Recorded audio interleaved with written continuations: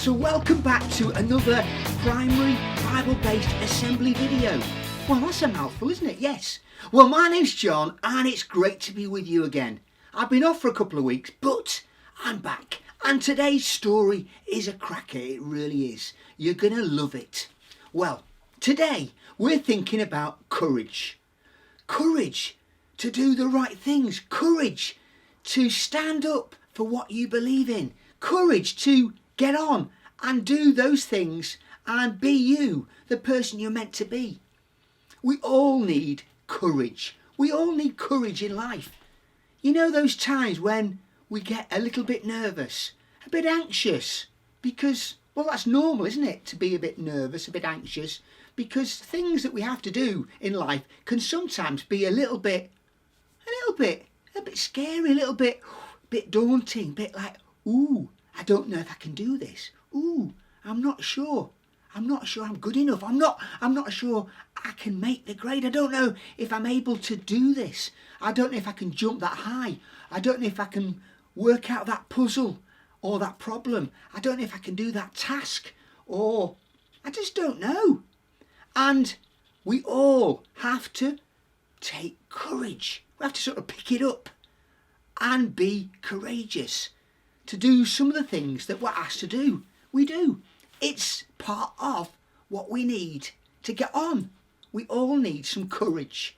And sometimes you need a bit more than normal, a bit more courage than perhaps you normally do, because you've got to do something, or you've got to say something, or you've got to go somewhere and do something that's a little bit more challenging, a little bit more difficult. I don't know, has anyone ever asked you to do something that you've needed courage for? Can you think of something now? Maybe your parents, or one of your friends, or one of your teachers, and they've asked you to do something, or say something, or go somewhere, and you thought, I'm not sure I'm the right person for this one. I don't know if I can do it. I don't know if I can say it. I don't know. Help! Well, we all need courage. And I bet you can think of a time when you've had to be really courageous and confident, and you've had to just go for it. And it's important to be courageous in life, to do the things we need to do, to say the things that we need to do, and to just crack on and be ourselves and do the things we're meant to be in our lives, whatever they are, whether it's at school, whether it's at home, whether just hanging out with our friends, or whether it's doing something that someone's asked to do that we know is the right thing to do. Well, in our story today, we meet a character called Jonah. And Jonah was asked by God to go and do something. He had a job to do, and God wanted him to go to this particular place and do what he was called to do. That was to talk to the people and tell them to follow God, to encourage them to stop doing bad things and follow God and do good things. Because that place where Jonah was asked to go, well, there were lots of bad things happening and people making really bad choices, and it was a terrible, terrible place, really.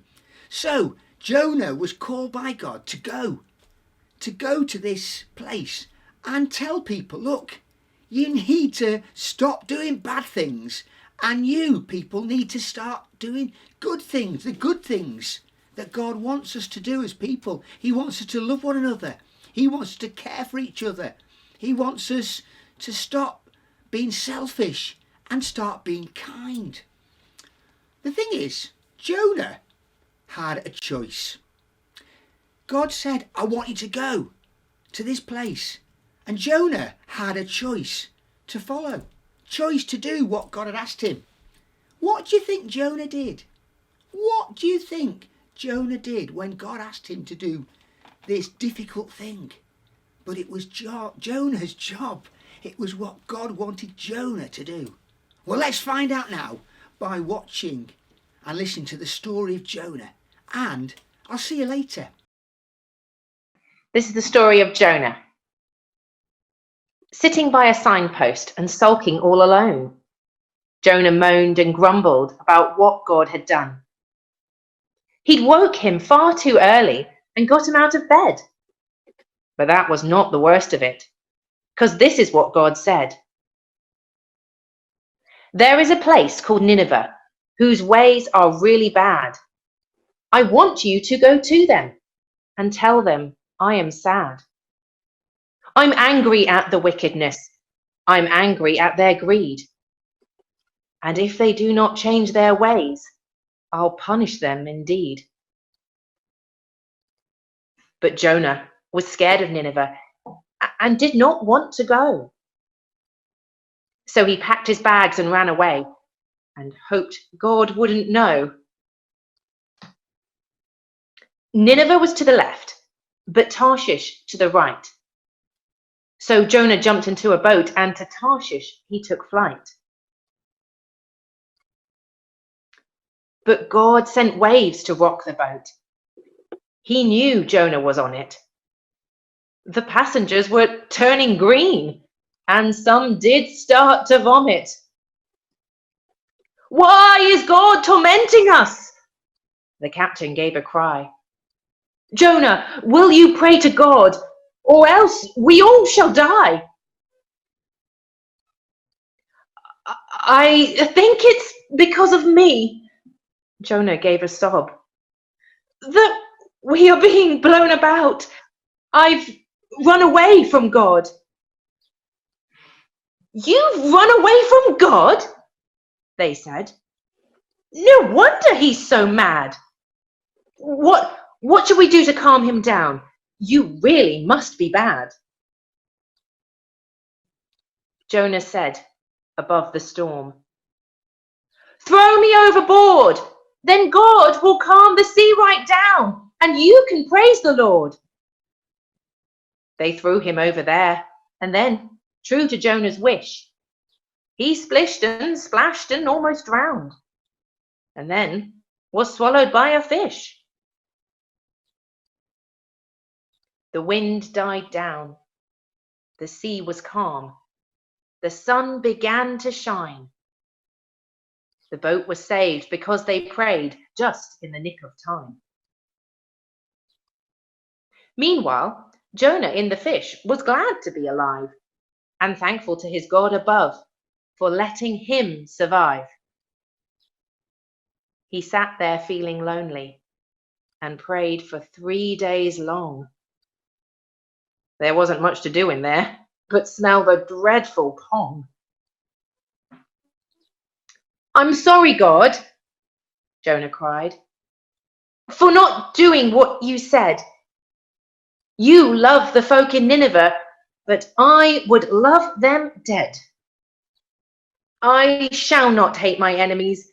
I shall not call them thick. I'll try to love them like you do." Just then, the fish was sick. When he awoke, he found himself back on clean, dry sand. He started off to Nineveh to warn them of God's plans. "He's angry at your wickedness. He's angry at your greed. And if you do not change your ways, God will punish you indeed." The people all believed him and stopped their wicked ways.